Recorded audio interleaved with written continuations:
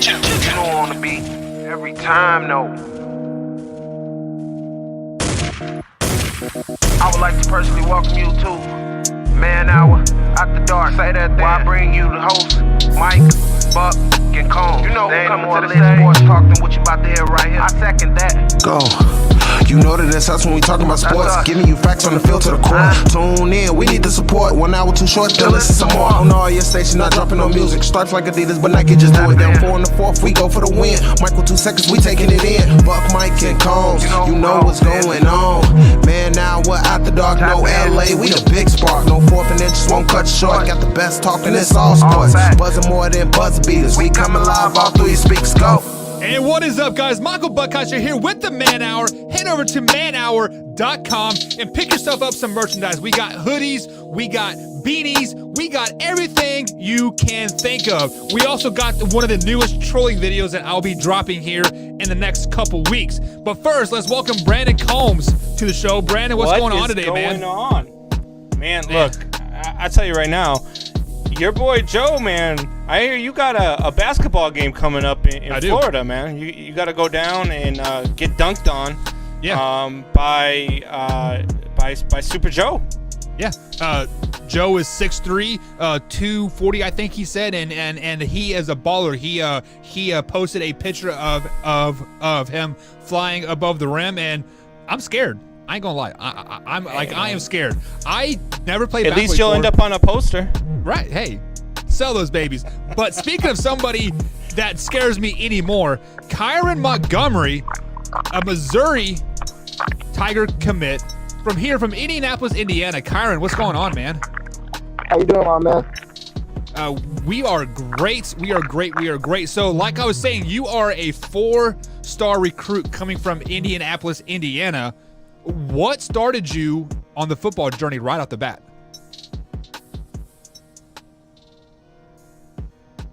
I think we lost Kyran.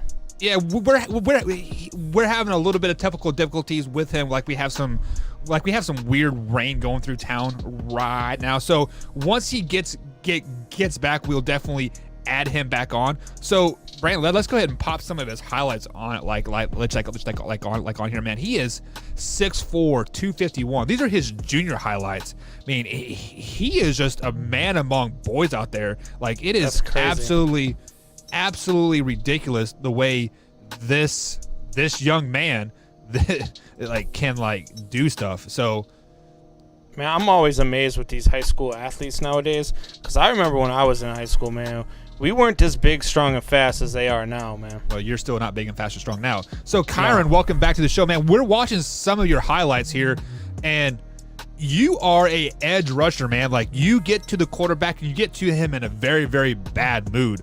What drives you on that field? Just being able to play, man. Just to dominate the opponent in front of me. Just do my job, and definitely for my teammates and my family. So you got offers from Florida State, Penn State, Washington State, Kansas. Man, I'm glad you did not pick Kansas, because I am a Kansas State guy myself. But what made you go to the University of Missouri out of all those other schools? I was getting recruited by Coach Drink at App State, and it just felt like home to me. All the coaches, I got the home feeling. I got a good relationship with D-line coach, outside linebackers coach, the head coach. So yeah, I just feel like it was the best place for me at the time. Columbia is a nice city too. So the Tigers used to be in the Big 12 back in the day when I used to play, and I used to love going to Columbia. It was a great time after the game, great time before the game, and it was just great time over there. So how long when did you start playing ball? Was it 4th grade like all of us, or did you start playing sooner, later? When did you start playing the game?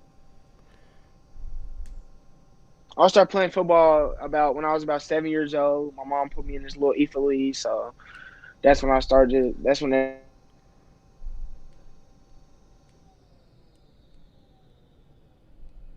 And you're cutting out on us a little bit there, but we did hear you started playing about 7 years old in the youth league. Brandon, before I let you take over here, Kyran, were you this big of a beast at 7 years old as well?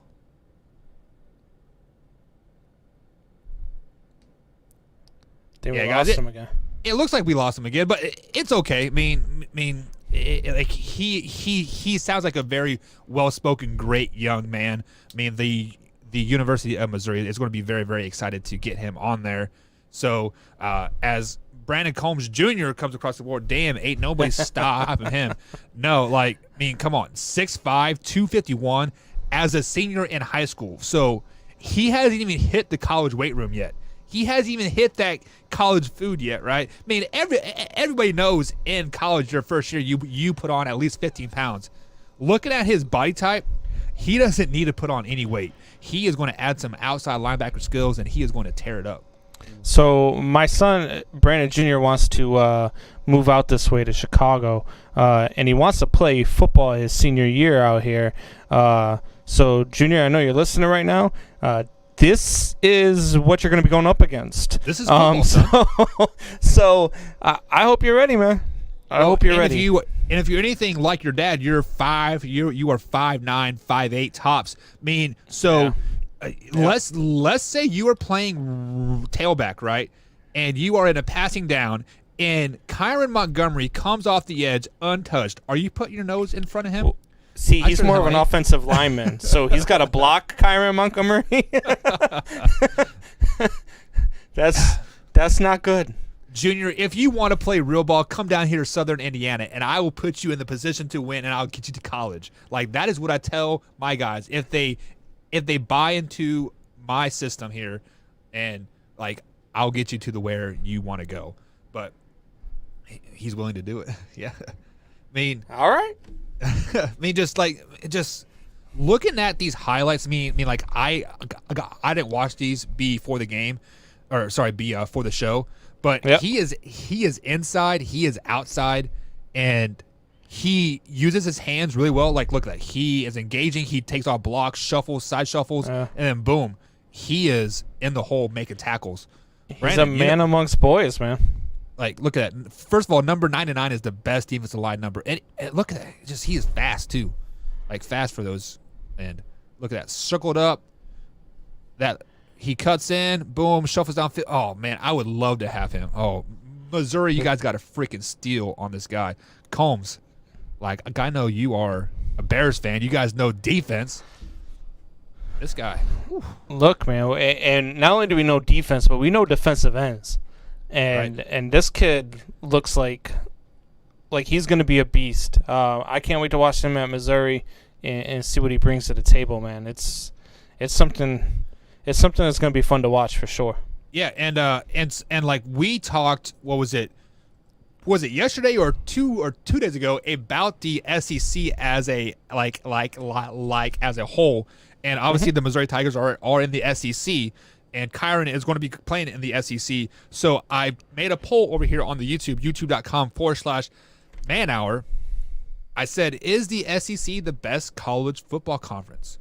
Simple yes or simple no. It seems to be having a little bit of error going through. So let me go ahead and refresh the page, and we'll talk about it. But there it goes. Hopefully it goes through here in a minute. But Brandon, we didn't have time to discuss it by any means. But is the SEC the best conference? Look, man, it's not the best conference. It's got two of the best teams in the country in its conference, though. Year in and year out with Alabama, LSU, Florida. I don't say it's the best conference, but it's. To be honest with you, every conference is that way, though. Every conference has those two teams that typically run the conference, and every once in a while you get a surprise team that comes in and takes them out. Right. College football is so spread evenly, I think, amongst all of college football, amongst all the conferences, to be honest with you, with the exception of you have over the last 5 years, 10 years, you have Alabama and everybody else. Clemson's kind of snuck in there, and they're in at that point over the last I don't say about probably 6-7 years has been Clemson, but there's always teams that can sneak up on you. So the one thing that is really helping college football right now is that it's like, let's be honest, it is the fact that ESPN airs damn near every game. Like it was about it was about a month ago. I watched Pittsburgh State take on North Texas Southern Christian Baptist Church, right? So Pitt State is a Division II school out of Kansas. They're in the southeast corner of Kansas. They're Pitt State Gorillas. I was recruited to go there, but I decided to go the JUCO route first and then go to Division I, which, like honestly looking back on it, I would have loved to play with them, but like I wanted to be on TV, right? Like you want to be on TV to show out for your mama, right? That's what it comes down to at the end of the day. And now with the tech and like now with the technology that we have the SEC network, we have the ACC network.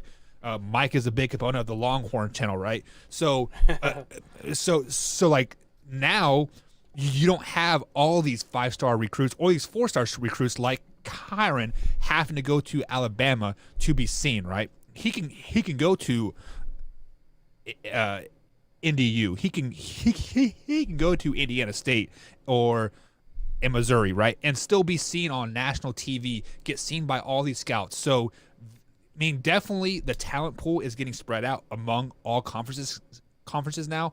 But this year in college football, looking at it, the Big Ten, they are dominant because of the fact, not because of Ohio State. Yes, they're good. Indiana was good, but now their quarterback tore his ACL. But the fact is that we are seeing teams that never before have beaten anybody. We're seeing Northwestern do things. We're seeing Wisconsin, Iowa, right?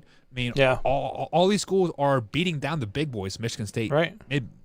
Michigan. Dude, that's why I love watching when these big schools go down to these Division II schools that are coming up, and this is their Super Bowl. Yeah, this is their bowl game. They might go 1-15, but they're going 1-15 with that one win over you, and they're satisfied with it. So I love watching games like that. It was my junior year at Kansas State. We played a team called North Dakota State. Have you ever heard of North Dakota State? I have heard of them.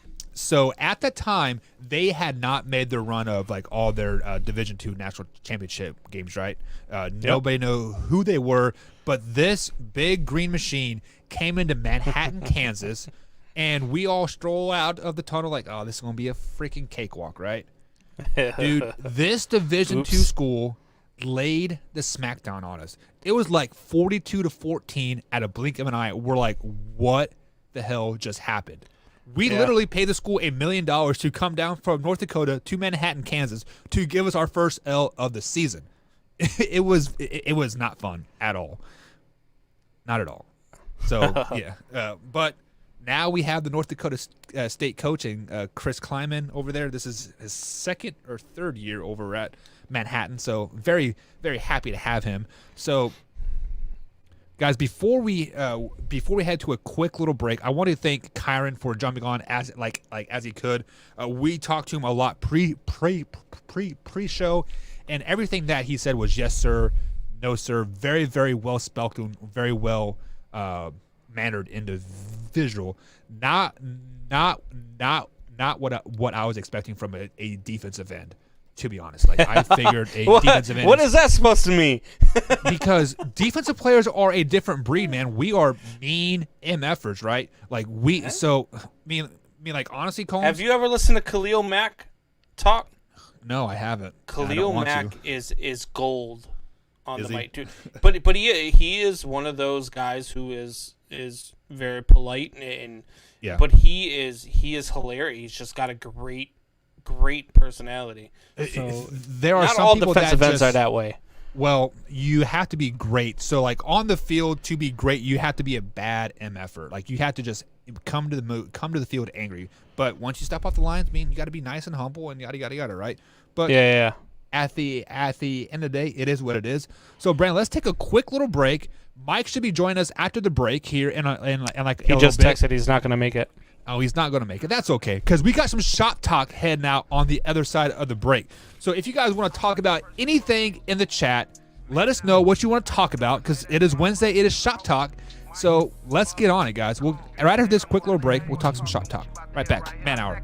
manhour.com. You know that it's us when we talking about sports. Giving you facts on the hill to the core. Tune in, we need the support. 1 hour too short, then listen some more. On all your stations, not dropping no music. Stripes like Adidas, but Nike just do it. Down 4 in the 4th, we go for the win. Michael 2 seconds, we taking it in. Buck, Mike, and Combs, you know what's going on. Man, now we're out the dark, no LA, we the big spark. No 4th and inches won't cut you short. Got the best talking, it's all sports. Buzzing more than buzzer beaters. We coming live all through your speakers, go. And welcome back to the Man Hour, guys. Michael Buckhouse with Brandon Combs tonight. Brandon, every time I hear that song, like I just find something new about it that I like. Jay Tiggs did a great job on the intro, and the full version of the song is dropping next week. So if you guys are interested in finding that on iTunes or Spotify, simply keep following this page. I will drop the link as soon as it releases. And I know, Brandon, you're going to be the first one to download it, aren't you? Oh, you damn right. Anything that says his name, golden. So absolutely. So it is time for some shop talk. And guys, if you want to talk anything, just let us know in the comments section here, and we will talk some shop talk. So, Brandon, let's talk about this Wednesday night football game that just happened. The Pittsburgh Steelers Wednesday beat afternoon. Yeah, yeah. So it started like at 2:40 in the afternoon, which. Are you a fan of that?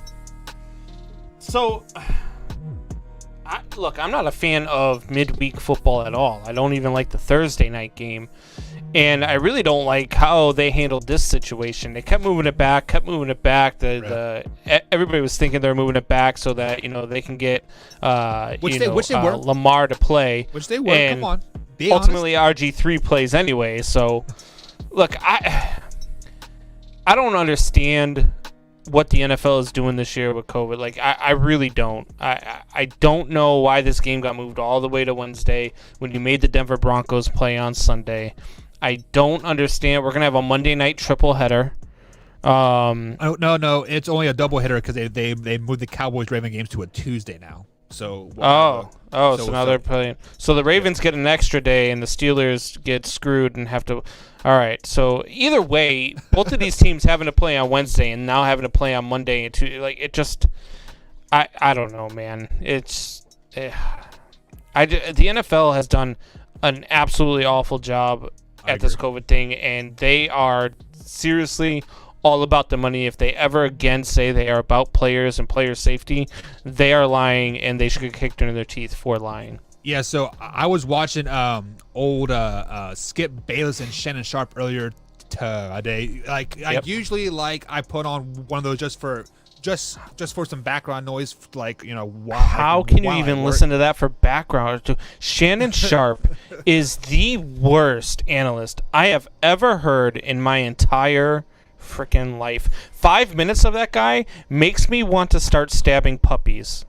I can't do it. So the reason why I brought that up is because of the fact of he said something that was very intriguing to me, because they were talking about the game and how the game kept moving back, and moving back. And I believe it was Nick Wright. He is a guy on FS1 as well. He's from Kansas City, huge Chiefs fan. And Nick Wright said if this was any other team, this game wouldn't have been moved back. It would have been played Thursday night. Meaning the Ravens, yes, meeting the Ravens. So let's say it was Steelers Browns, and the Browns had Odell Beckham Jr. out, Landry Jones, Baker, and some defensive guy that had COVID. Right? They would have played that game because it is the Cleveland Browns, and what have they done for you lately? Right? The reason why the NFL pushed it back so much, it's because of the fact that they wanted the MVP on the field. Like, let's be honest. They wanted the MVP on the field. They wanted somebody to knock off the Steelers because they want the Ravens to be the Cinderella story. I mean, they were 14-2 last year. They got knocked out by the Titans. They want them back in the playoffs. But they're the Cinderella story either way, though. I mean, if you make them play last Thursday and they lose, and then Lamar comes back this week and they start winning and they somehow make the playoffs, they're still your Cinderella story either way. I don't think that may... I'm not so sure that it was for Lamar. I'm not so sure that it was for one individual player. I do think it was for the money, and trying to get the best players ready for this game, and they weren't going to be able to do that. I think Baltimore would have had a whole lot less players on the field. I don't think it was just about Lamar. It was about the fact that they were running rampant with positive COVID tests, and there would have been more than just Lamar out. So I get that, but then I'm going to trump you if it's all about player safety. Why is the NFL making the Denver Broncos play with a 9th-string wide receiver? Like, if you want player safety, that was the most unsafest. Well, that's the thing. I don't think it was about player safety. I think it was about getting the most players on the field to field a good team and make it a good game, because that's what they wanted. And you weren't going to get that out of Denver no matter what. There's nobody that they could have put on the game. Denver's still in a playoff race now. The Denver Broncos have an opportunity to make the playoffs still. If aren't they like 4-8? Well, they are now, but if they would have beat the Saints, they would have been 5-7, and hot in that playoff race. Yeah, but I think they only want 7-9 team in the playoffs, and they're getting that out of the NFC East. So, I mean, for the Broncos to make the playoffs in the AFC, they would have to at least, or so the Broncos are actually 4-7 now. So they would have been 5-6, a game below 500. In the AFC, you're going to have to win out. You're going to have to be 9-7 at least. Yeah. So, which, if they would have won, they would have had an opportunity to be 9-7. So Kyle Kelly says Denver is going nowhere, and I agree. If the Broncos would have made the playoffs, they would have been a first-round exit. Kyle, what's going on, buddy? I agree with that wholeheartedly. But the simple fact of the matter is that they still had a chance to make it to the playoffs. And as a young team, a new coaching staff, that is momentum on to the next season. But the simple fact that basically there's two things in there is that nobody cares about Denver right now because they don't have any names. Nobody's going to watch their playoff game anyway. Drew Lock. And yeah, okay. And the other part of it is nobody wants to travel to Denver to play a playoff game.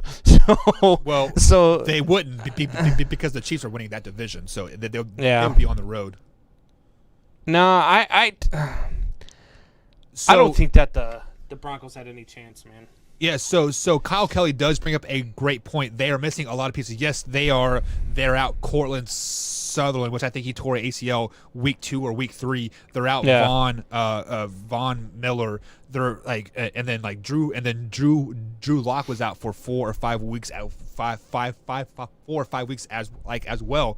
But what story would that have been? The Denver Broncos make it to the playoffs after having their 4th-string quarterback on the field because Drew Lock was hurt, and then the backup was hurt, and then and so, I mean, how much fun would it have been to see a healthy Denver Broncos team beat Taysom Hill and the Saints, because Taysom Hill is a garbage quarterback and Jameis Winston is better. I actually had them beating the Saints with a quarterback. I mean, even their 2nd-string quarterback, I think they would have at least hung with them, right? I mean, it was 31-3.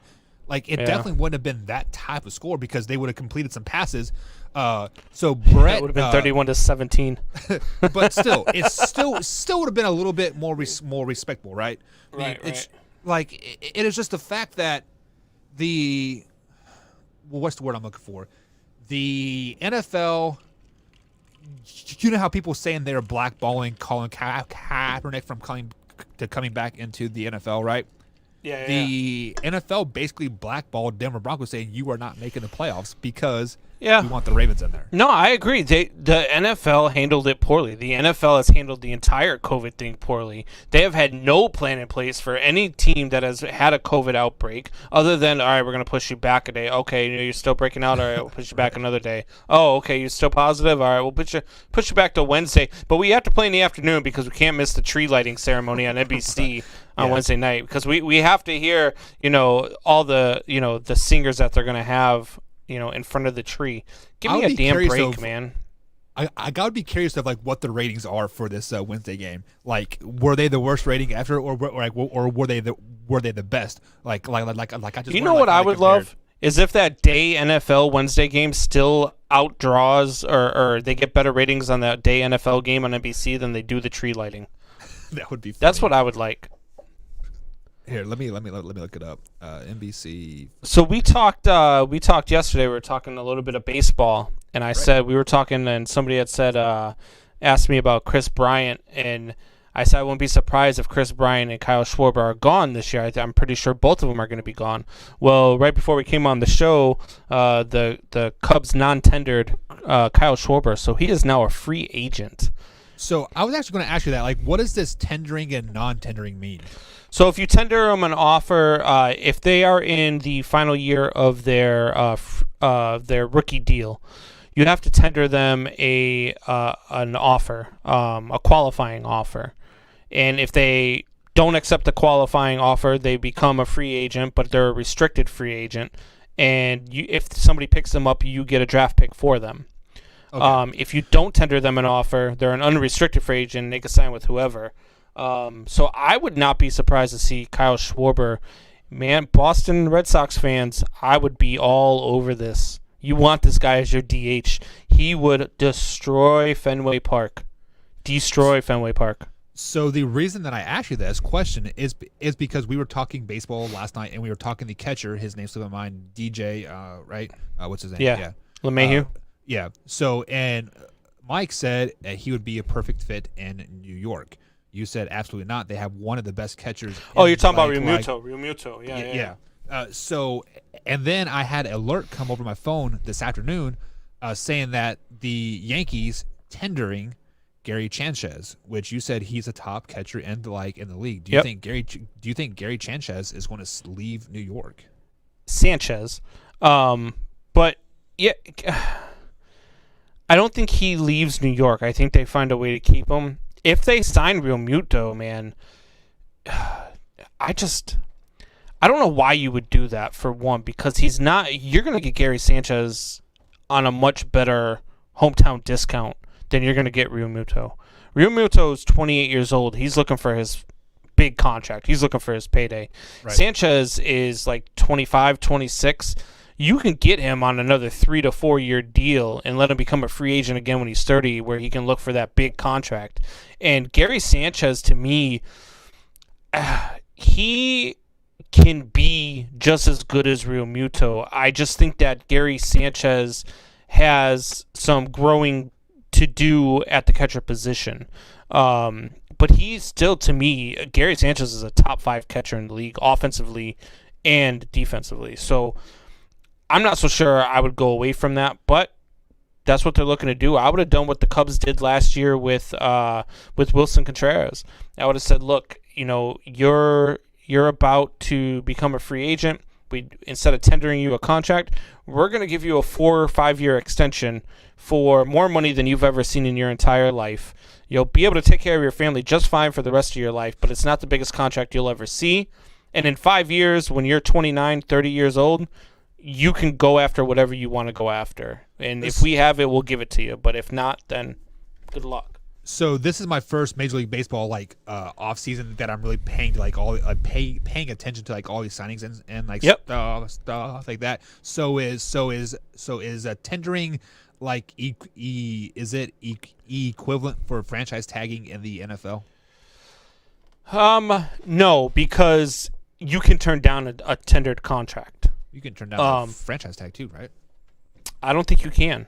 I think if they franchise tag you, you're stuck because So the Bears were going after, they really wanted Robbie Gould, and it was known that Robbie Gould wanted to come back to Chicago. So the 49ers used their franchise tag on Robbie Gould and blocked him from becoming a free agent. Which is, I mean, who the hell uses their franchise tag on a freaking kicker? But they did it, and I mean, they're 3-11 or some shit like that now. Actually, they're still battling for a playoff spot too. I actually think they're close to 500 almost. No, they're in last place in that division. But since week 12, the longest NFL week ever, is finally over. It started Thursday morning at 11:30 and just ended here at 6:30 Wednesday. So almost a full week for week 12. We're finally going to get into week 13, Brandon. And on the other side of the break, we are going to break down week 13. Pick us some games, pick some teams to watch, and maybe make some bets. Make some bets. So guys, we're going to take a quick little break, and we'll be right back right here on the Man Hour. You don't want to be every time, no. I would like to personally welcome you to Man Hour After Dark. Say that thing. Where I bring you the host, Mike, Buck, and Cone. You know who coming to the stage. Sports talk than what you about to hear right here. I second that. Go. You know that it's us when we talking about sports. Giving you facts on the field to the core. Tune in, we need the support. 1 hour too short, then listen some more. On all your stations, not dropping no music. Stripes like Adidas, but Nike just do it. Down 4 in the 4th, we go for the win. Michael 2 seconds, we taking it in. Buck, Mike, and Combs, you know what's going on.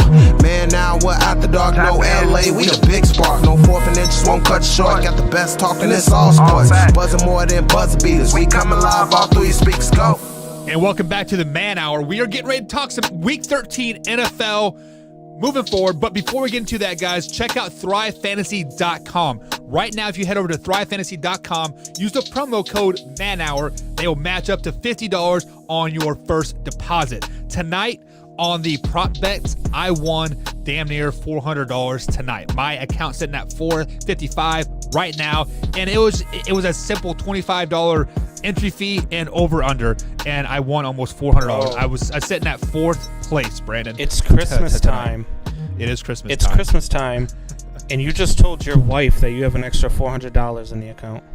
Well, and I just got football money too, because like I coach high school ball and we just got our checks too. So our account is you are sitting big a little balling. Yeah, we are big balling until car payment. Hey, can I borrow some milk money? Yeah, I will send you 97 cents for like milk. I got you there. But thrivefantasy.com, guys, you can download that on iOS and Android devices, or you can do what I do and go to the website. We found out tonight that they do have different props on the website as well. If you don't like the $25 entry fee, they have a $1 entry fee on that, which tonight I won. Let me look at my account on that. I won $65 on a $1 bet on the over-under as well. So thrivefantasy.com, guys. Promo code MANHOUR. They match up to $50 on your first deposit. So, Brandon, it is finally Week 13 of the NFL season. We don't have a Thursday night game because it got moved back because I believe the Cowboys and Ravens were supposed to play Thursday night, and I guess the Ravens can't play back-to-back night games. So that game got moved to Tuesday. That game got moved to Tuesday. So let's talk a little bit of Week 13 here. It does start Sunday, 1 p.m. The Saints traveling to Atlanta to take on the Falcons. Players to watch in this one, man. Not Taysom Hill. He is definitely not one you want to watch. Jameis Winston is going to be one you want to watch this weekend, because I feel like this is the week where the Atlanta Falcons are going to jump out big. They're riding that high after that big win last week, and I think that they're going to jump out big on the Saints, and the Saints aren't going to be able to do much with Taysom Hill, and they're going to lean on Jameis Winston somewhere around halftime. So, look, bring him in, see what you can do, and watch him lead a fourth quarter comeback over the Saints, and never look back, baby. So the one thing that kind of has me intrigued about this game is that this is the third game of Taysom Hill being quarterback, right? They now have film on Taysom Hill. We know he is not going to light up the stat category passing the ball through the air right. He is basically going to be what RG3 was tonight. Not really a lot of like anything. Pretty much like a shell of a quarterback almost. With that being said, we have said it on the show many times on the Man Hour that the fact is that division games are something else. This is a division game. The Saints know the Falcons. The Falcons knows the Saints. There's film on Taysom Hill. I like the Atlanta Falcons in this game because I told you guys a couple weeks ago that the Saints were going to drop at least 1 or 2 games with Drew Brees out. And I think this is one of those games. Like, this is, you can call it a trap game all you want, but I don't think it's a trap game because if you cannot get up for a division foe, something's wrong. But though, like the way the Falcons beat down the Raiders last week, the Falcons might be clicking like a little bit. They are looking to play some spoiler, and what other team to spoil? The Saints, the division leading Saints at 9-2, knock them down a few notches, right? Yeah, look, I think that the Saints are gonna go get down big in this game. I think it's gonna be something like, I don't know, maybe 21-3 at halftime, and they're going to have to go to Jameis Winston. And I think if they do that, the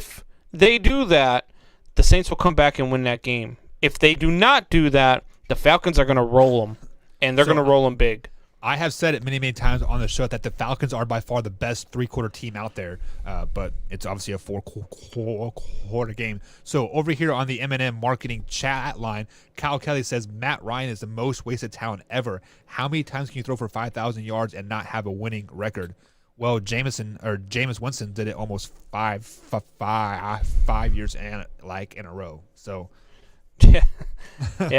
look, Matt Ryan is not wasted talent. I mean, he's gotten them to a Super Bowl.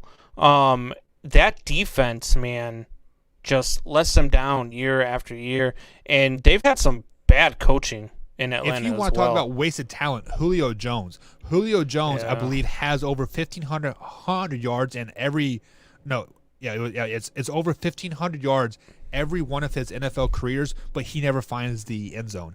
That is wasted talent. He's like 6'5", 6'6", can jump out of a freaking gym. Larry Fitzgerald. Yeah, I mean, shit. Yeah. He's getting that's what's going to happen to Julio Jones. He's going to end up being Larry Fitzgerald. Yeah, I mean, and for who would you rather have a Super Bowl win, Larry Fitzgerald or Julio Jones? Like, who would you rather see? I want to. Obviously, you want to see Larry. I mean, if you're not rooting for Larry Fitzgerald, you are just you're just not human, because Larry Fitzgerald, man, is one of the best people in all of the game. You can say that about Julio Jones too, man. They are straight edge. They come to work. They don't complain. Yeah.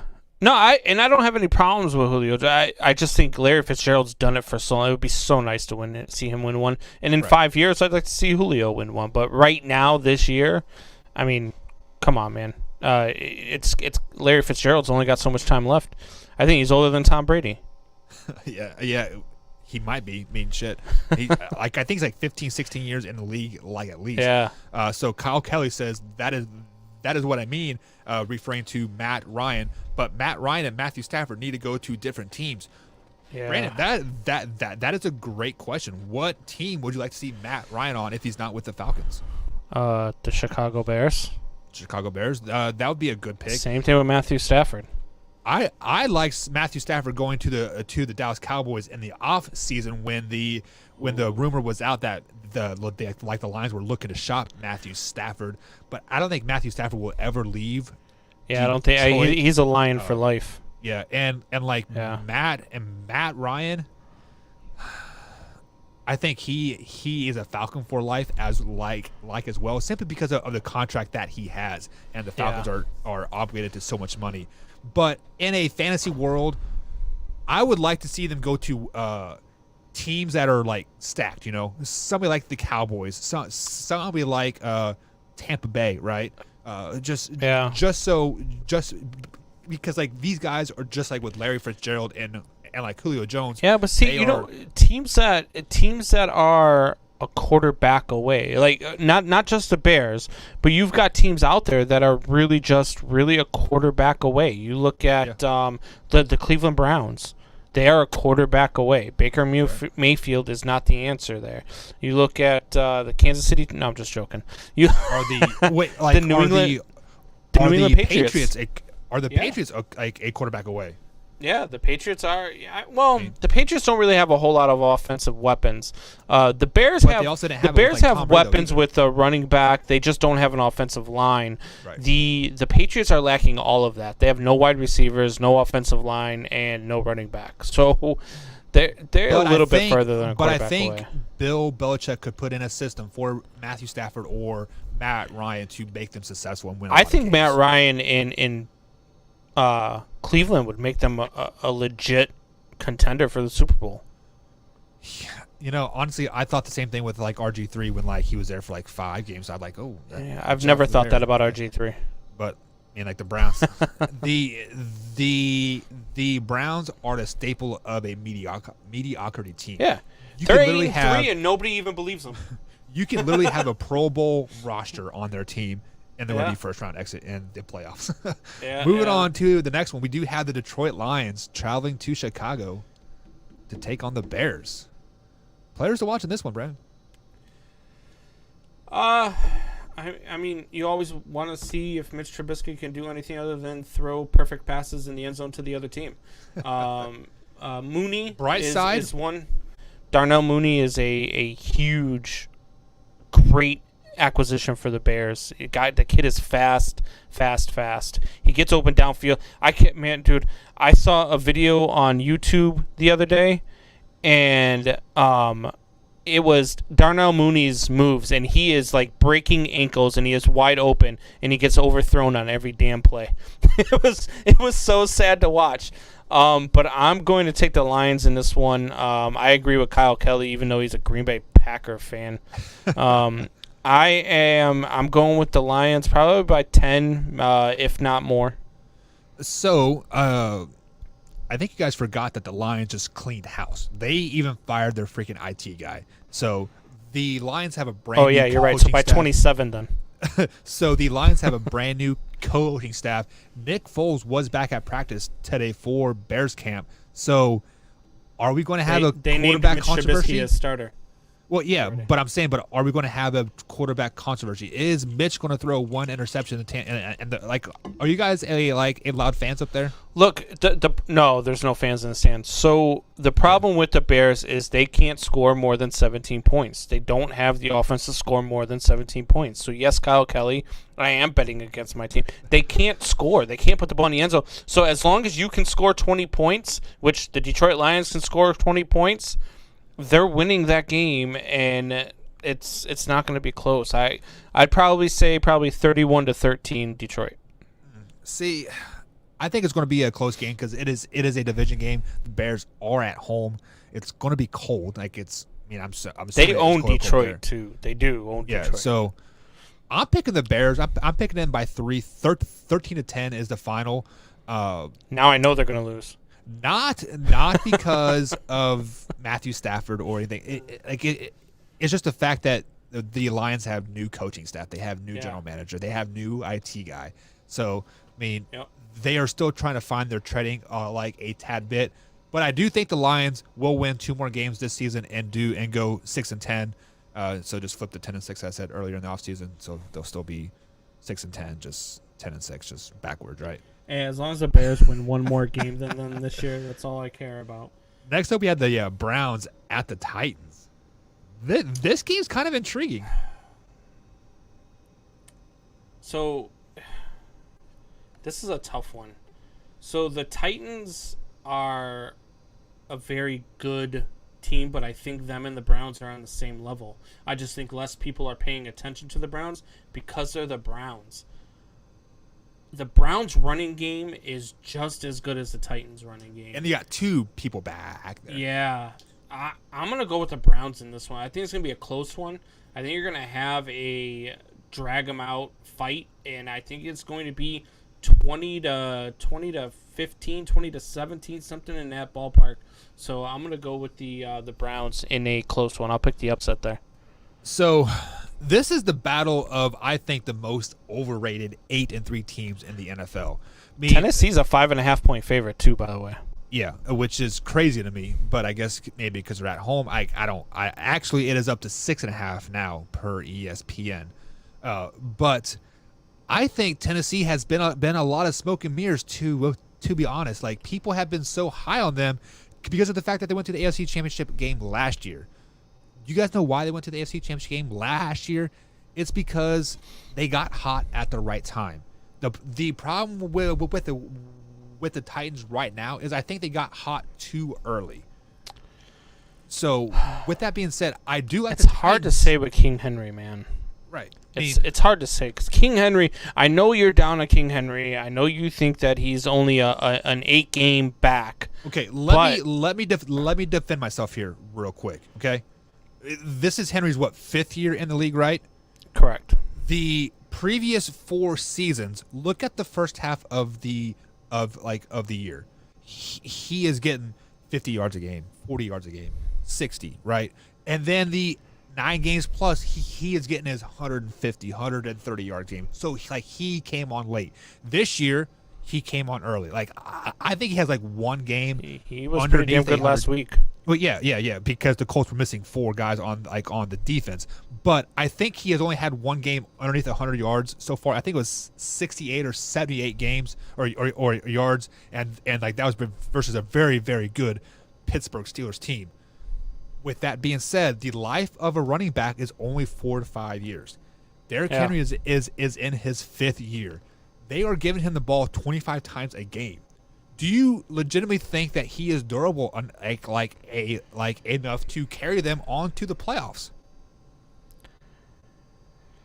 I am, because he did it last year, man. What he did in the playoffs last year was absolutely phenomenal. But he also didn't come on and I think he had 480 yards rushing.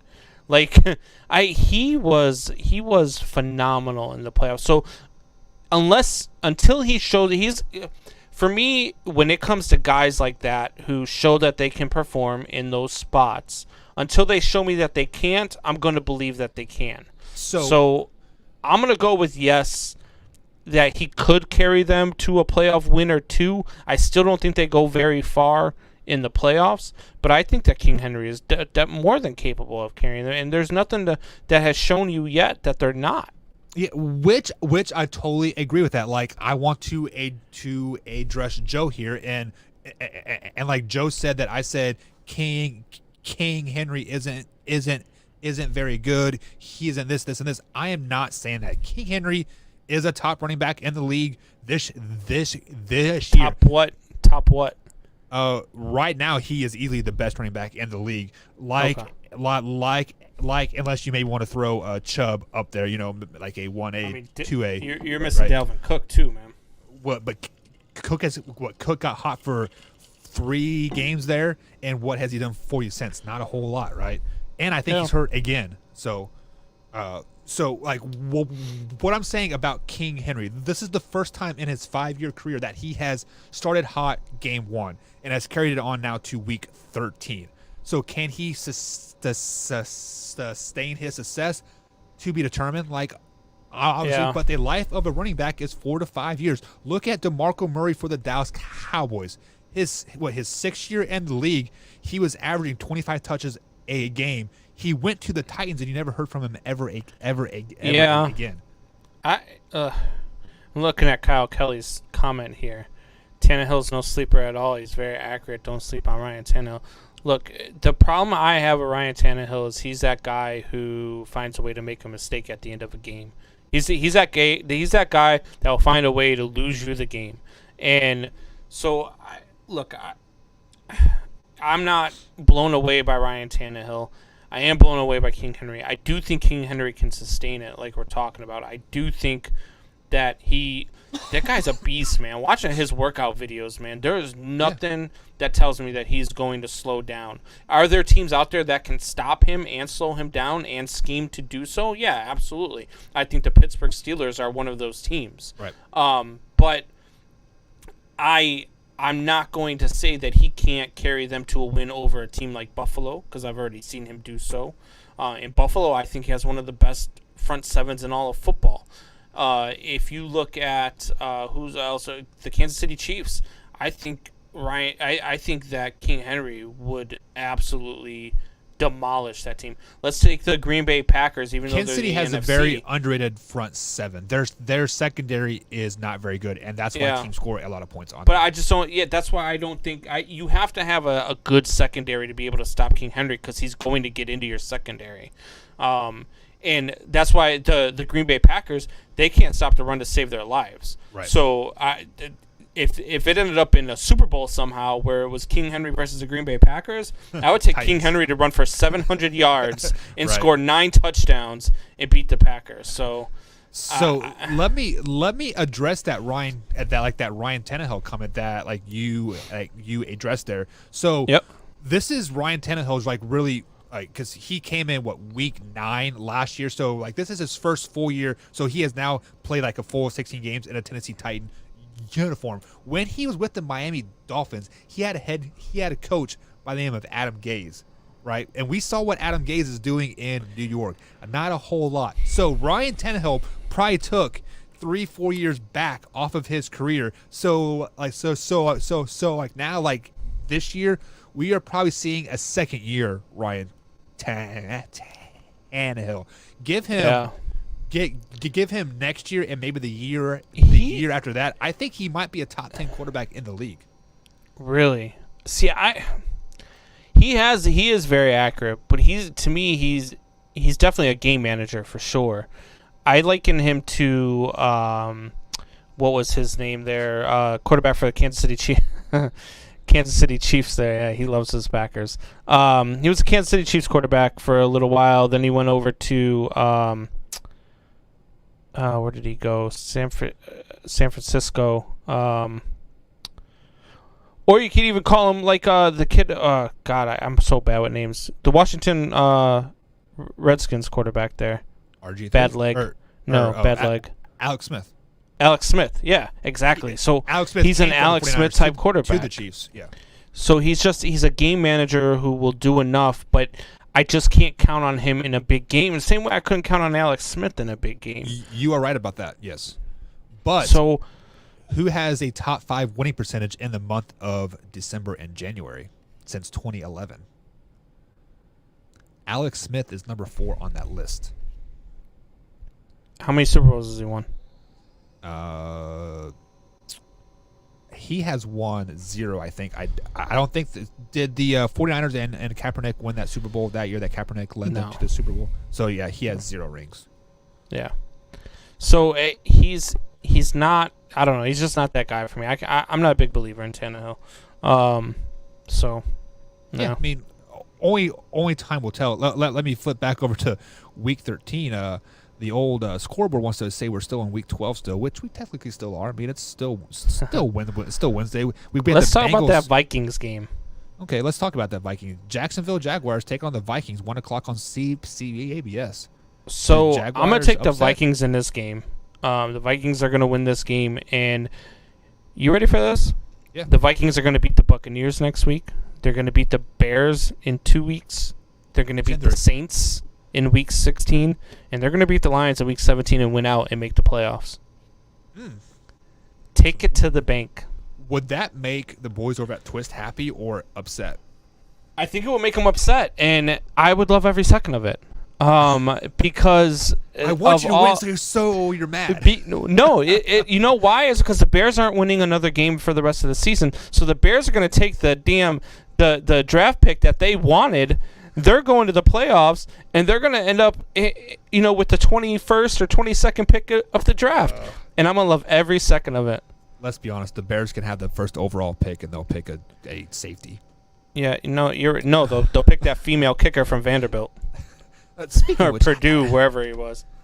Do we want to go there? How do you get SEC Special Teams Player of the Week when you have one kickoff and it goes 20 yards? Yeah, she kicked the ball 30 yards and got Player of the Week. Come on. It's the same way that what's her name there? One Woman of the Year, Kyler Jenner. So she. So other games happening in Week 13. We had the Bengals traveling to Miami. I think Miami wins that one pretty handily. We had the Raiders taking on the Jets. Do you smell an upset there? No, the Jets are 0-16. I think the Jets win. They're bad. They're so bad. After no, that the Raiders that are the Raiders good. took, Yeah, and there's no way they're losing to the Jets after that loss that they had. If they lose to the Jets, then their season's done. I don't lose the see Jets, Gruden any gets win. fired. If they lose to the Jets, Gruden freaking hangs himself. Like, how do you lose to the Jets? Like, I don't see it happening. Over here on the chat line, Kyle Kelly says neither of you could kick the ball 6 yards. You're probably so. Honestly, me and my wife went down to the high school like last year or two years ago, and I was like, "Hey, babe, let's go kick some PATs." You do not realize how hard it is to kick a freaking PAT. And look, my fat ass could kick a ball at least 12 yards. It might not get more than 4 feet off the ground, but I could at least kick it 12 yards. Give me a break. Moving on to the next one, we have the Colts traveling to Houston. Do you think the Colts get upset? I would love for them to get upset. Houston is the team that could upset them. Don't say that, he said. No, I don't think the Colts get upset. I think that the Colts win this game. That defense is really, really good in Indy. And they're coming back. Although 4 starters are back, and Houston is without Will Fuller the fifth now because of PED, I think. Circle this game right here. You have the Rams taking on the Cardinals. This is a big game for the Cardinals. A big game for the Cardinals. This is a big game for both of them. It's a must win for both teams. The Cardinals have got to show. What are the Rams are 7-4, right? Yeah, the Rams are 7-4 and the Cardinals are 6-5 right now. Yeah, the Cardinals really need this one. It's at home. I just don't think that they have enough to do it. I think they are on a really bad downward spiral right now. Kyler Murray's eyes, he looks like the eyes of that I saw last year with Mitch Trubisky.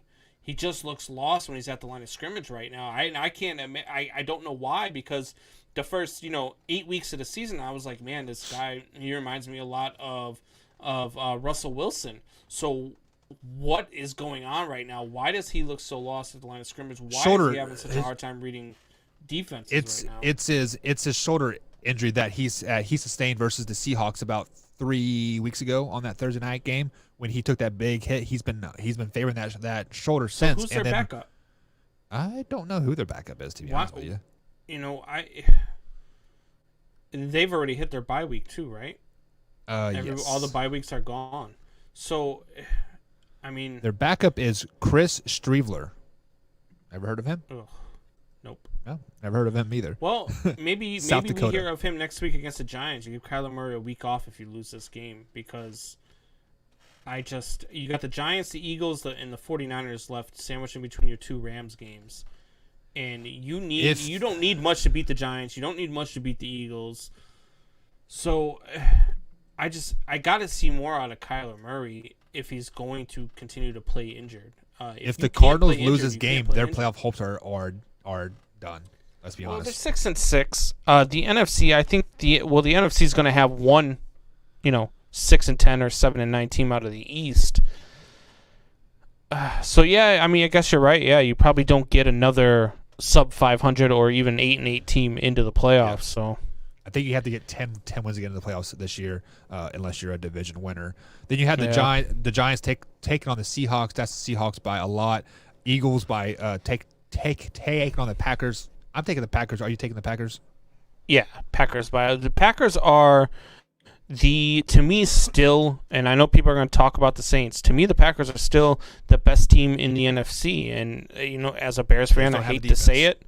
They can't stop the run to save their freaking life. I mean, they are awful, dreadful against the run. When David Montgomery is running for that many yards on you, you can't stop the run to save your life. And so, Packers are the best team in the league. So Packers big. Then you have the Patriots taking on the Chargers at LA. I'm taking the Chargers. Yeah, Chargers are going to get a win there. Patriots are 6-10 team. I've said it all year long. Patriots are a 6-10 team.